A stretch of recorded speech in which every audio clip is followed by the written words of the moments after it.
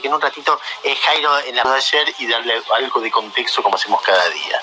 Nosotros ayer decíamos que recién lo confirmamos con Ginés, que en las autoridades hay cierta tibia o chiquita hilito de esperanza de que en las zonas más pobladas del país esto estuviera aflojando, y que esto es un fenómeno nuevo y que no se había dado hasta ahora, y que se apoyaba en datos que se veían en la ciudad de Buenos Aires, en la provincia y particularmente en muchos distritos del conurbano, donde se veía que durante el mes de agosto se hizo una curva, como una especie de montaña, todo el recorrido de la montaña, como que empezó en un punto, subió y después volvió a bajar, y eso, ver que durante 20 días que sube y baja no se había producido nunca, siempre fue subiendo, y esto se daba de manera bastante regular en todo el conurbano. A esos datos se le agregaba que había bajado la cantidad de casos en la provincia, en la ciudad y en el país.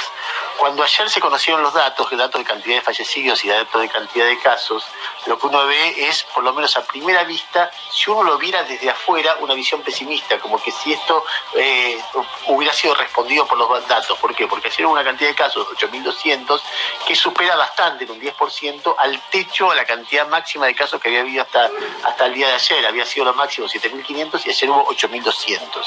Y si uno ve la cantidad de fallecidos, no la de ayer, que fueron 187, sino de la última semana en promedio, fallecidos anunciados, no es que se haya producido necesariamente la última semana, pero si uno ve el promedio de los últimos 7 días de fallecidos anunciados, y es el más alto de toda la serie, 165, cuando la semana anterior era 150, o sea, creces en casos, creces en fallecidos, anda a cantarle a Gardel, poder decir con que esto esté parando. Sin embargo, si vos desagregás por distrito y ves la provincia de Buenos Aires y la ciudad sigue con bastante menos casos de lo que fue su techo, 1.200 el día de ayer, y muy estable o cayendo respecto, ¿qué te puedo decir? Desde mediados de junio te diría que estamos ya en 1.200 casos y no cae y no sube significativamente de eso. No solamente eso, recién salió un informe diario y da la cantidad de camas ocupadas de terapia intensiva, 279. El 13 de julio, mirá el nivel de precisión que te doy, hace 40 días había 280 camas ocupadas. O sea que subió hasta 310 en un momento y volvió a bajar de manera bastante importante. Y esto que se da en la ciudad, que ya sería una noticia, se empieza a dar también en la provincia de Buenos Aires. Ayer me pasaron, un poco lo decía Ginés recién en la entrevista que teníamos, la evolución de camas completas en el AMBA, y vos veías, última quincena de junio, nada, era para agarrarse, pero era tremendo. 400 camas más hubo la última quincena de julio. Ahí arrancó con 650 y terminó con 1.050. Y entonces fue la primera vez que equiparó la cantidad de camas que se ocupaban con la cantidad de camas disponibles. De ahí en más, del 1 de julio al 20 de agosto, las dos líneas quedaron igual. O sea, a veces de 1.050 pasaron a 1.100, de 1.100 volvió a 1.000, después volvió a 1.050, pero básicamente se quedó en ese nivel la cantidad de camas de terapia intensiva. A eso se le agrega, me decían ayer de la provincia de Buenos Aires, y también lo dijo Ginés hace un ratito, la cantidad de llamadas de gente que dice, che, me parece que tengo coronavirus, ¿por qué no me atiendan? Eso también aparece estable o bajando muy levemente. Esto que estoy contando, le doy más datos respecto del tema que permiten esperanzarse de que esto esté en un lugar de cierto control. No estoy diciendo que esté bajando, no estoy diciendo que esté solucionado, digo cierto control por unos días, y veremos si eso se continúa como se continúa en la ciudad, por ejemplo. Otros datos, decía, cama de terapia intensiva, vacunas, distrito por distrito. Yo ayer daba los datos distrito por distrito de numérico. Hubo tantos casos en Almirante Brown el 1 de agosto, subió a tanto el 10 de agosto, bajó a tanto el 20 de agosto. Y así Avellaneda, Quilmes, Lanús, San Isidro, Vicente López, La Matanza, iba contando Moreno, Morón, cada uno de esos casos. Eso se ve también cuando uno ve distrito por distrito, cuánto cayó, cómo evolucionó semana contra semana promedio de casos.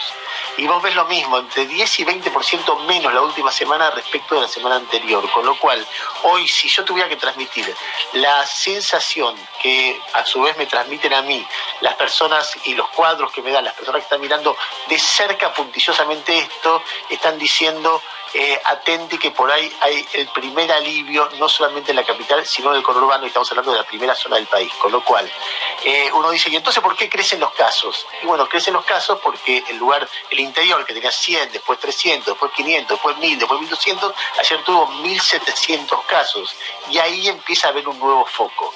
pero son focos, imagínate que son 1.700 casos, vos decís el interior completo, le sacás el AMBA, o sea, conurbano y Ciudad de Buenos Aires, pero es el interior, es un territorio gigantesco, 1.700 casos, no debería ser un problema que no sea manejable con aislamientos parciales, con cuarentenas en algunos barrios, con detección de casos y rastreo de contactos directos, etcétera, etcétera. Los lugares más complicados del país son Jujuy, que tiene Jujuy, Mendoza y Santa Fe, en este momento con más de 250 casos, y después aparecen algunas provincias, Córdoba ayer controlando los últimos días Córdoba, ojalá que sea así, y después aparecen algunas provincias como San Juan complicándose muy levemente, 13 casos, y dice, che, cerremos porque nunca hubo 13 casos, no sea cosa que nos pase lo que pase a Jujuy. En muchos gobernadores está todo el tiempo Jujuy presente, no sea cosa que nos pase lo que pase a Jujuy, va a ser que cuando aparezcan 10 casos, inmediatamente se produzcan medidas que son más restrictivas que las anteriores.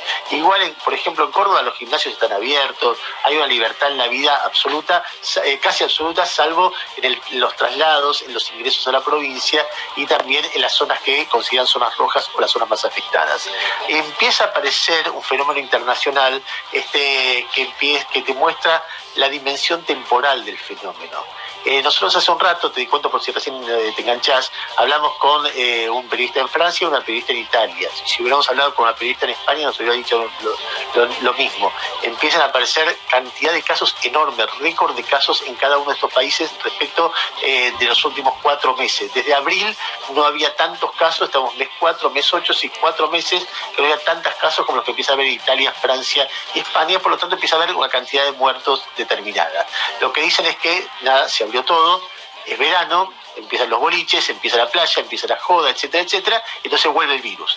No están preocupados de que pase lo que pasó antes, porque dicen que la mayoría son jóvenes, va a tener su impacto, pero no va a ser de la dimensión, y ese es el discurso dominante.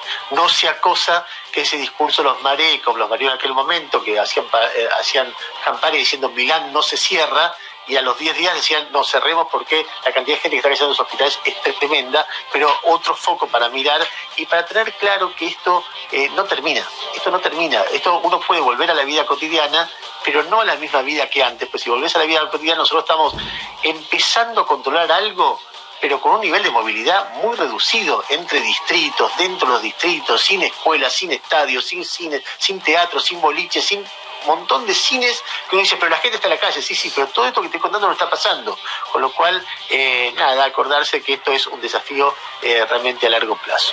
El segundo tema importante de la mañana de hoy son las vacunas. Nosotros nos hacíamos eco del debate público que hay respecto a esto. Digo debate público, ya tengo un complejo con la palabra debate público, porque el nabo de Jairo, en Buenas tardes China, se la pasa boludeando con ¿qué es el debate público? ¿Qué es el debate público? Y transformó una idea genial en un lugar común. Entonces, en el debate público, también tengo que decirlo de otra manera, pero en el debate público aparece el tema vacunas, lo abrió realmente el gobierno nacional cuando denunció a la gestión de Cambiemos, Adolfo Rubinstein, por no haber distribuido un montón de vacunas que parece que las encontraron en un depósito y se pudrieron.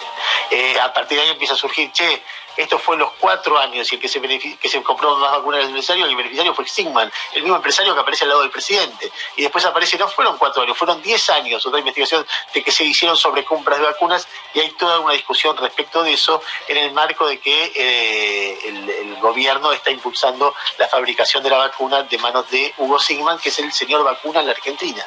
En este contexto, Ginés González García hace un rato dijo, le tengo un gran respeto, es un empresario innovador, no tengo idea cómo fue la sobrecompra de vacunas en un periodo cuando yo ni siquiera estuve en el exterior, era el embajador en Chile durante la gestión de Cristina, y en ese nivel está el debate en este momento. En otro momento, cuando tengamos un poquito más de tiempo, vamos a hablar con Jairo un poco más extensamente de este tema, porque imagínense la cantidad de lobbies, laboratorios extranjeros, nacionales, guita que hay dando vuelta en esto, además de la pelea por la salud de la gente. Hay un tercer tema que a medida que avanza su tratamiento a mí me parece cada vez más delirante, y lo digo con la palabra que me sale porque eso es lo que pienso, que tiene que ver con la reforma judicial.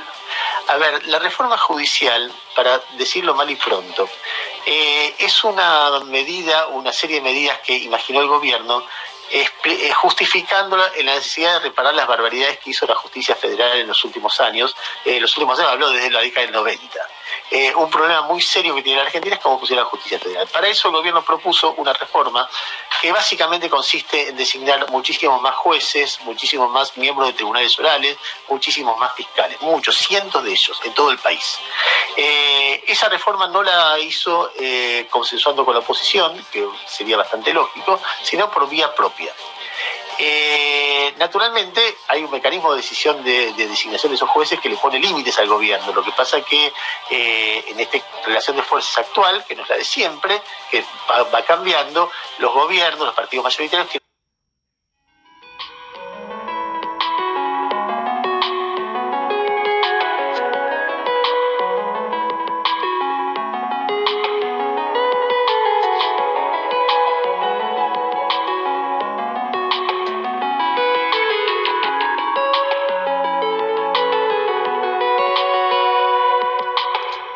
incidencia decisiva en quienes se nombran y en quienes no. Naturalmente esto genera mucha alarma por parte de quienes pensamos que esto tiene que ser como mínimo más prolijo, más consensuado, más sereno, no tan apurado, como mínimo. No tan revolucionario, quizás más paulatino y más gradual, porque si no da margen a gran niveles de arbitrariedad. El gobierno dice que esto es injusto, que de ninguna manera va a ser arbitrario, que hay límites, que además no tiene la voluntad de hacer una justicia adicta, y dice todo eso, y uno tiene derecho a sospechar de que como mínimo un sector del gobierno no piense de esa manera, y ahí está el debate. Pero hay otros debates. Primero, la prioridad.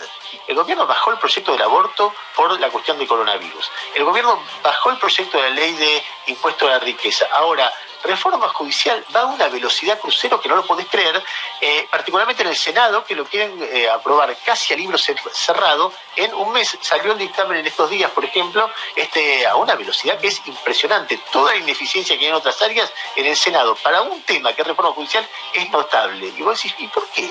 ¿Por qué ahora reforma judicial? Si genera líos, genera marchas, etcétera, etcétera. A mí me parece muy irresponsable la marcha el otro día, que se trata de si la reforma judicial está al límite de esa irresponsabilidad. En ese contexto, si faltaba alguna huella digital para dejar claro qué es lo que pasa con esto, apareció ayer un agregado del dictamen del Senado donde dice que los jueces tienen que denunciar las presiones mediáticas que reciben. Eso claramente tiene que ver con el relato que hace Cristina respecto de qué pasó con ella, que dice que había un aparato mediático y judicial que la perseguía. Yo quiero decir que simplemente una cosa, yo vi muchas presiones sobre jueces. Dos de las más grandes que recuerdo es después del allanamiento a Vudú, el vicepresidente saliendo a los gritos que era vudú, acusando a gente, por ejemplo a Esteban Rigui, y cargándoselo, el procurador general renunciando después de eso, al juez que era Rafecas y quitándole la causa a Rafecas, al fiscal, ¿no? Una cosa increíble. Y la otra, ante una sola llamada indagatoria, no procesamiento, no allanamiento, no prisión preventiva, no, una llamada indagatoria de Cristina metió 20.000 personas en la puerta de un juzgado puteando al juez que la recibía. O sea, 20.000. Hablame de presión sobre jueces. Ahora, este debate que está planteando sobre presiones mediáticas, ¿es un debate para ahora? ¿Para este momento? ¿A quién se le ocurrió que sea para este momento? Me parece que es un debate donde el gobierno va a llevar las de perder, aun cuando gane, porque va a quedar una mácula, salvo que después sea totalmente limpio el proceso de designación de jueces, y quiero ver cómo es ese debate, pero en cualquier caso, creo que además va a ser difícil que gane, aun cuando lo apruebe parlamentarmente, porque después empiezan los amparos de los jueces, las declaraciones de constitucionalidad. No entiendo cómo entrar en este laberinto en este momento. Yo no entraría en ese laberinto, haría una reforma más inteligente y más sofisticada. No me parece que sea el caso, lo he dicho muchas veces, yo sé que hay gente que se enoja, pero lo voy a seguir diciendo porque es lo que pienso. En ese contexto, hubo una advertencia muy clara de Daniel Rafecas. Daniel Rafecas es el hombre propuesto por el gobierno para ser Procurador General de la Nación, y Rafecas, ante los rumores de que la comisión que se armó con la presencia de Beraldi, el abogado de Cristina, para reformar el Poder Judicial, está pensando que la designación del Procurador General no sea por los 2/3 del Senado, sino por mayoría simple, es decir, el bloque justicialista y punto. Rafecas dijo, no cuenten conmigo, mayoría simple no, soy procurador por acuerdo de las fuerzas políticas y de consenso, y si no me quedo en mi juzgado tranquilo, no tengo por qué arriesgar mi dignidad en ese tipo de manoseos que es lo que son. No dijo eso, eso lo digo yo. Elemento extra respecto a reforma judicial. El bloque justicialista va a actuar como una escribanía como en la época de Cristina. Es decir, no hay un tipo que piense distinto, que dice, che, está bien, yo pretendo que usted bloque, pero me parece que no es el momento. Pero me parece que tenemos que revisar esto de que hacerlo por las nuestras y nada más. ¿Van a votar en bloque como era antes con el memorándum con Irán? ¿O habrá algún tipo de discusión de disenso? Sergio Massa va a operar de la misma manera que operaba Pichetto en el Senado por el memorándum para esta reforma judicial. Yo creo, me impresiona que se metan en este debate en este momento. No me gusta, me parece que es improcedente y es, por lo menos como yo lo veo, realmente curioso, ¿no? Me genera preguntas que preferiría no tener que hacer. A ver, terminamos el panorama. No, hay otro tema. Ayer, con el caso de Facundo Astudillo Castro, Reinaldo, en la inmensa minoría, entrevistó a Sergio Berni y Irina Hauser tuvo un cruce con Berni respecto de algunas declaraciones de Berni que no eran muy precisas sobre el caso, y me gustaría, Gustavo, que lo escuches vos porque creo que merece un comentario. Acá está el cruce de Irina con Berni, dale. Por último, usted mencionó que a Facundo le fotografiaron el DNI en la primera vez que lo para. No le dije el DNI. Si me escuchara un poquitito, me hubiera... No, la segunda dijo el carnet de conducir. La primera le pidieron el DNI. No es lo mismo el carnet de conducir que el DNI. No, pero habló de dos instancias distintas. Que primero dio el DNI, después el carnet de conducir. Que no tenía el DNI. Le dije que no tenía DNI. ¿En ningún momento tuvo el DNI? Tengo entendido que no tenía DNI, que lo único que tenía era el carnet de conducir. ¿Y cómo apareció el DNI en el celular de una de las mujeres policías que lo pararon por primera vez? No tengo ese dato. Está publicado incluso por la mamá de Facundo bien, bueno, en las redes sociales. La prueba de la causa. Me está haciendo una pregunta, le estoy contestando lo que sé, que no tengo acceso al expediente. Es todo lo que sé y lo que le puedo contar. Gus. Ahí no lo estoy escuchando, Gustavo. No se escucha. A ver. Sí, ahí va. Ahora me escuchan, supongo. Perfecto, dale.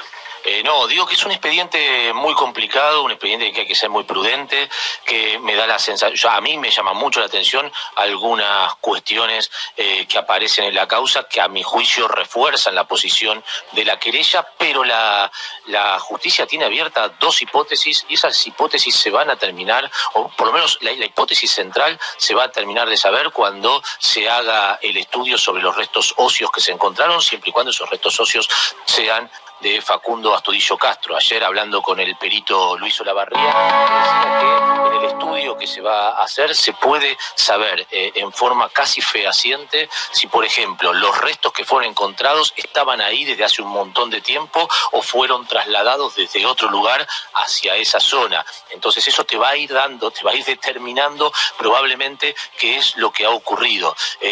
Para la querella no hay ninguna duda que esto es una desaparición forzada de personas. El tema del documento, porque... El tema del documento, lo que yo he visto de la causa, lo que está es la licencia de conducir.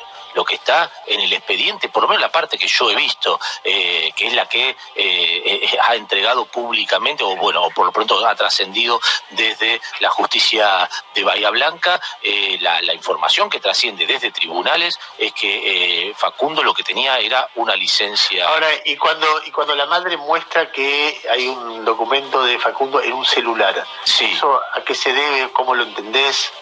Yo no, por eso hay muchas cosas que yo no logro entender de la causa, pero insisto que tenemos que ser bastante prudentes. Berni lo que dice es que él tampoco tuvo acceso a la causa, por lo cual él tampoco puede explicarlo. Acá quedaron dos opciones o dos hipótesis muy fuertes. Una es la de la desaparición forzada de Facundo, producida específicamente en la localidad de Teniente Origone, y eso se robustece muchísimo con el amuleto que es encontrado en la comisaría de Teniente Origone y que esto desarma. También ese amuleto está periciado en este momento, está haciendo la pericia para ver si se encuentra algún tipo de ADN de Facundo ahí. ¿Cómo llega un amuleto de Facundo a una comisaría donde la policía dice que nunca lo llevó? Bueno, es un punto absolutamente clave. Ahora, la justicia, el fiscal ha sido recusado 2 veces por la querella diciendo que está encubriendo a los policías. La fiscalía sigue sosteniendo que la hipótesis de un accidente para ellos aún continúa siendo válida, y todas estas dudas que tenemos van a quedar despejadas probablemente cuando se haga el ADN. Muy bien. Adelantarse me parece que es una imprudencia, más allá de que, insisto, uno ve cosas muy raras en el expediente que indicarían que la hipótesis de la querella es más fuerte que la de la fiscalía. A ver, simplemente terminar el panorama político con hay 2 noticias más, una nacional y otra internacional. Pablo Moyano, nosotros cubrimos esto extensamente, va a tener que ir, vamos a ver si va a dar declaración. No, se suspendió la indagatoria. Bueno, estaba establecida la indagatoria para el día de hoy, y después a nivel internacional hay 2 noticias. Una es que detuvieron a Steve Bannon. Y vos decís, ¿y quién es ese fulano? Escucha, Tamara, porque esto es, digamos, es impresionante. Steve Bannon es un tipo muy extravagante, que fue uno de los principales asesores en la campaña que llevó a Trump a la presidencia. Y después armó una colecta. ¿Te acordás el muro que iban a construir entre Estados Unidos y México? Él armó una colecta. Claro, la gente ponía plata. Exactamente, se la quedó. Y lo metieron en cana ayer. Después lo liberaron, sí. Pero escándalo total en Estados Unidos. Y el otro tema me involucra de alguna manera, Gustavo, porque tiene que ver con un señor que se llama Alexei Navalny. Sí, yo te digo, toma un té, pero nunca tomes un té, aplicate la vacuna, pero nunca tomes un té. Es un ruso opositor a Putin, o sea, que tomó un tecito ayer en un aeropuerto y apareció descompuesto casi con una ACV sobre un avión. Y yo tengo miedo porque la semana pasada yo dije que la vacuna de Putin era una chantada, y me llamó una chica, una funcionaria de la agencia Sputnik, que me dijo, quiero salir al aire. ¿Pero qué puesto tenía el que acabas de decir que envenenaron? Porque parece que te estás subiendo... No sé, pero a mí el quilombo con los rusos me da miedo después de esto. Yo insisto con este tema, cualquier vacuna que quieran poner los rusos, vos ponétela. Ahora, si te ofrecen una infusión, yo lo dejaría pasar. Diría, mira, solo tomo agua embotellada. Bueno, está bien. 9:06 de la mañana, momento de escuchar los números de Jairo Stracha, que vienen con el auspicio de Garantizar. Garantizar, la forma que tiene tu pyme de acceder a las mejores líneas de crédito de todos los bancos. Garantizar, facilitamos tu financiamiento, garantizamos tu crecimiento. Y hoy voy a hacer un especial porque el momento en que la gente recibió el resumen de la tarjeta de crédito, después, tal vez sin saberlo, tal vez sabiendo, de haber entrado de manera automática en la refinanciación del saldo impago que el gobierno, cuando empezó el coronavirus, le dijo, mira, lo que te quede y no puedas pagar en el saldo de la tarjeta del 13 al 30 de abril, lo podés dejar. Tenés 3 meses de gracia. Y empezás a pagar la primera cuota en agosto, cuando ya todo haya mejorado. Bueno, llegó el resumen. Y la gente va a buscar el ítem que dice Cuotif normativa 6964 en el resumen de la tarjeta. Cuotif normativa 6964, cuota 1 de 9. La primera, te iban a financiar en 9 cuotas ese saldo impago que te dijeron va a tener una tasa del 43%. No te va a salir más de 147 pesos por cada 1000 que tengas de cuota. ¿Sabés qué hice yo por los oyentes de Buenas Tardes China? Dejé exactamente un saldo de 9 lucas. Porque si vos me decías que por cada 1000 de cuota yo iba a pagar 147, dejé 9 lucas para que la tarjeta, cuando yo vea Cuotif 6964, la cuenta me diera 1147. Viene la cuota, 1000 pesos. Vienen los intereses, 147.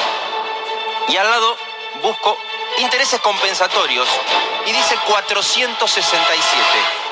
Total, por cada luca de cuota de la normativa 6964, en este ejercicio real que hice con mi tarjeta, estoy pagando 1.600 por cada cuota. ¿60% de aumento te están cobrando? 60% de CFT, que no es lo mismo que tasa de interés, porque vos acordate que la tasa de interés es una cosa y el CFT es otra, costo financiero total. El Banco Central que dice, nosotros no hablamos del IVA, que te están incluyendo en el costo financiero total. Espera, pero no puede ser que si te están dando un crédito para sobrellevar la pandemia, la cuarentena de 3 meses, por cada luca te cobran 1.600. Es usurario, no importa el argumento que des. No están cobrando el 43% o están cobrando el 43% más un plus vía los compensatorios, que incluye el IVA y que incluye todo lo que se pueda disfrazar vía los compensatorios, que no me pasó a mí con esta cuota que yo hice de ejercicio y real, la acabo de volver a chequear en mi resumen, sino que le está pasando a gente que dejó saldos más grandes, porque acordate que la tarjeta fue incrementando su uso a medida que la gente fue teniendo problemas para llegar a fin de mes. Espera, déjame, porque hay algo que no entiendo, o si entiendo me parece como un disparate. Vos, por cada 1.000 pesos que vos no pagaste hace 3 meses, ¿ahora te están cobrando 1.600? Sí, exacto. Por un lado están los intereses del COTIF y por otro... Es casi un 240% anual, un 250% anual de intereses, 5 veces la inflación o 10 veces es un costo financiero total del 60% aproximadamente. Pero ¿cómo del 60%? Si vos te endeudaste hace 3 meses y ahora pagas 1.000, claro. Y ahora por esos 1.000 pagaste 1.600. Lo que vos estás haciendo es pagar ese costo financiero total que vos estás diciendo. Exactamente, Ernesto Tenenbaum. Por eso hay semejante... Perdón, costo financiero anual sería como un 300% más o menos, de 250 y 300%. Claro, pero vos estás haciendo, estás haciendo el cálculo de lo que fueron los 3 meses, son los que te están financiando, ¿no? Los 3 meses pasados, mayo, junio y julio, que te dieron de gracia hasta pagar la primera cuota. No te dieron nada, es un negocio. Lo que pasa es que una cosa es la medida del gobierno. Acaba de hablar Matías Tombolini, que es vicepresidente del Banco Nación, y dijo, tal vez nos equivocamos al plantear el mecanismo, tal vez debimos especificar que la cuota quedara aparte, que el monto de la deuda quedara aparte, y deberíamos haber sido más específicos en cómo financiar, además de admitir algo que también es cierto, que es que nadie pensó que para agosto todavía la cuarentena iba a haber durado 5 meses. Hay que decir una cosa igual como vía de solución, porque hay mucha gente diciendo, ¿qué hago si no lo pago? No, espera, Jairo, porque esto va a terminar es un bombazo, es un escándalo. Es decir, vos arrancás una cuarentena, decís a la gente, no pagues tarjeta por ahora, tenés 150 lucas de chango. No, los 150, estás mezclando ahí dos cosas.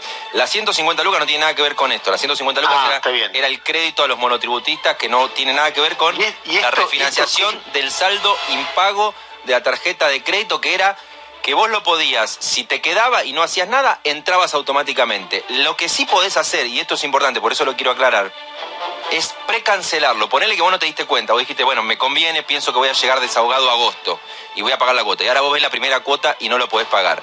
La normativa que creó este sistema permite que vos precanceles. Por ahí vos te diste cuenta, bueno, me conviene quemar estos dólares que tengo acá en el Blue y me saco esto de encima, pago los intereses de acá para atrás y no sigo pagando en adelante. Lo podés hacer sin ningún otro costo. No, está bien, pero esa es la solución que le están dando a una persona que puede haberlo ahorcado. Le dicen, fíjate cuál ataúd te viene mejor. La pregunta del millón... pero parás las otras 8 cuotas. Pero parás las otras 8 cuotas. Pará.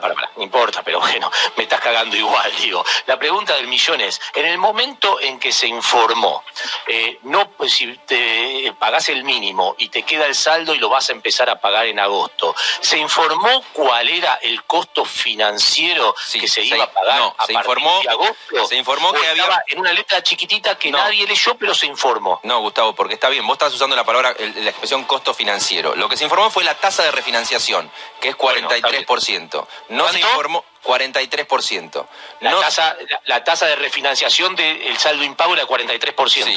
Lo que está diciendo el Banco Central es que ellos no incluyeron el IVA y que dentro del costo financiero total el banco te está incluyendo otras cosas. Lo que no dicen es que ellos siguen manteniendo que la normativa, de hecho cuando vos lees la cuota en el resumen de la tarjeta, dice COTIF, normativa 69-64, 43% de tasa de interés. O sea, está escrito en el resumen. Lo que pasa es que cuando vos buscas aparte la tasa y cuando vos buscas los intereses compensatorios, el número que te termina dando esa refinanciación ¿podemos empezar de vuelta? Porque no entiendo y me gustaría entender. Sí, dale. originalmente, la medida cuando se anuncia. Se anuncia Es a una fin de medida abril. para aliviar la vida de la gente en Sí. medio de la pandemia. ¿En qué consistía? Vos, lo que no llegues a pagar de la tarjeta hasta el 30 de abril, el saldo impago, ponele que vos no llegabas a pagar todo lo que te quedaba de la tarjeta, es decir, déjalo, no lo pagues, no lo vas a pagar ni el mes que viene, ni el otro, ni el otro. Yo te lo refinancio en 9 cuotas iguales con un interés del 43%. Eso era la normativa. 43%. Espera, no, Sí. quiero verlo yo. Entonces, está bien, un interés del 43%.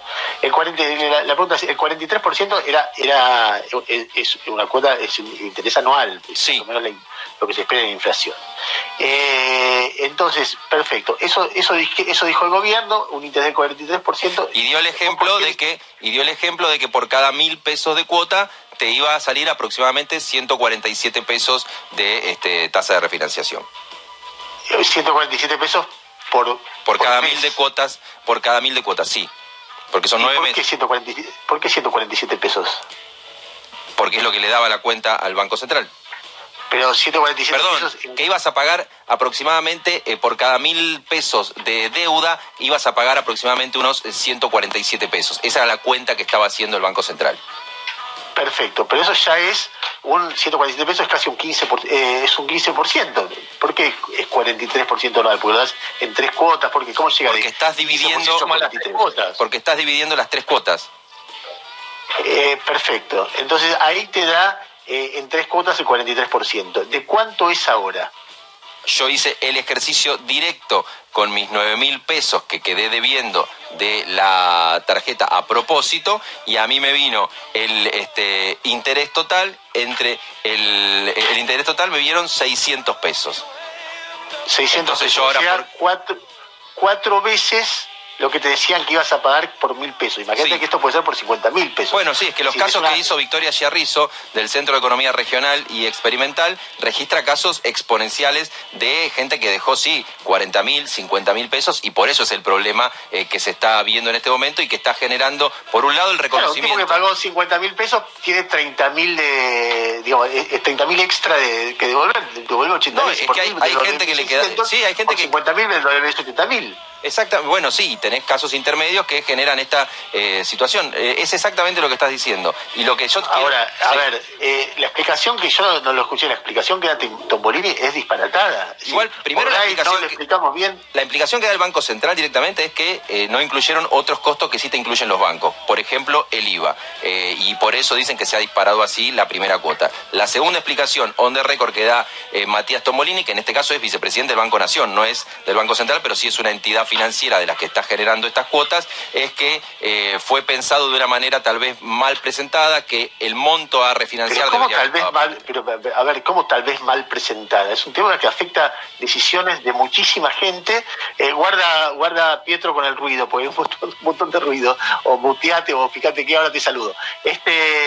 Y entonces decime, Jairo. No, y entonces lo que yo digo es, esto está vigente, no cambió, es la primera cuota, te quedan otras 9. Lo que recomiendo es al que tenga los ahorros, como dice Gustavo, es una solución a medias hacia adelante, es que vos eventualmente quemes esos dólares y pagues el saldo, salvo los intereses de esta cuota, te vas a ahorrar todo Jairo, lo que vienen. ¿tenés idea a cuánta gente esto Sí, perjudica? se calcula que 2,5 millones de personas refinanciaron. Algunos sabiendo, otros, como me decían acá del otro lado del vidrio, sin saber, o porque tenían un montón de cosas, terminaron refinanciándolo, pero se calcula que 2,5 millones de clientes terminaron entrando en la refinanciación automática, pensada para un alivio en el comienzo de la pandemia. Gustavo. Hay un montón de gente, Jairo, y generalmente de los sectores medios bajos de la sociedad o más bajos, que tienen tarjetas de crédito no bancarias, la famosa tarjeta naranja, sí. la Cencosud, proliferan en los sectores. Primero una medios cosa, la tarjeta de crédito... Eso, pero pará, déjame terminar. Sí. ¿Esa gente ingresó en algún tipo de plan o les cobran el interés que quieren? No, las tarjetas no bancarias no fueron alcanzadas por la refinanciación automática, y las tarjetas no bancarias te liquidaron antes de la pandemia, durante la pandemia, después de la pandemia. O sea, eso es una usura de tiempo permanente, más allá de lo que haya sido una política de refinanciación, que hay que decir que mucha gente cuando esto se lanzó me preguntaba, nosotros entramos, no sé, la tarjeta de Falabella, por ejemplo, etcétera. No, las tarjetas no bancarias no entraban en este sistema. Ahora, tu mirada sobre todo el episodio, Jairo, ¿cuál es? ¿Que es un hecho de torpeza, de imprevisión, de mala comunicación? A mí no me sorprende para nada. Nunca la refinanciación de la tarjeta fue negocio.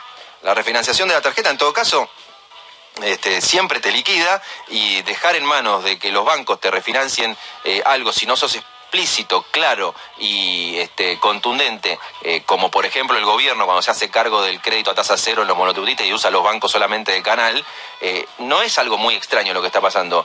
Todo el que alguna vez refinanció un saldo de la tarjeta sabe que es la muerte. No, está bien, pero se suponía lo que pasa es que acá, claro, lo que pasa es que acá ser un poquito más contemplativos. Lo que pasa es que acá el Banco Central tal vez en la normativa no termina de ser del todo explícito y termina poniendo una tasa de referencia que si no la hace cumplir termina haciendo que se pueda después complementar con el costo financiero total.